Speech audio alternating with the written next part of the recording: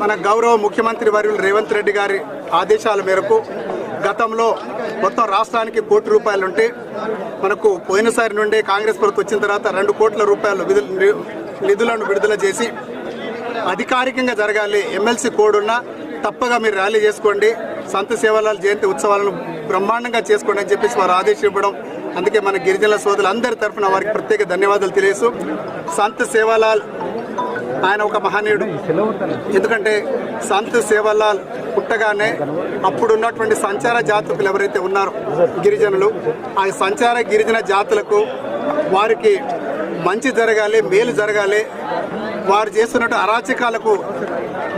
తుది ఇది పెట్టాలని చెప్పేసి వారందరికీ గీతోపదేశం చేసి అందరినీ సక్రమమైన మార్గంలో నడుచుకోవాలి, మద్యపాన నిషేధం చేసుకుంటూ మన సంచార జాతుల్లా కాకుండా మనందరికీ కలిసికట్టుగా ఒకే దగ్గర ఉండి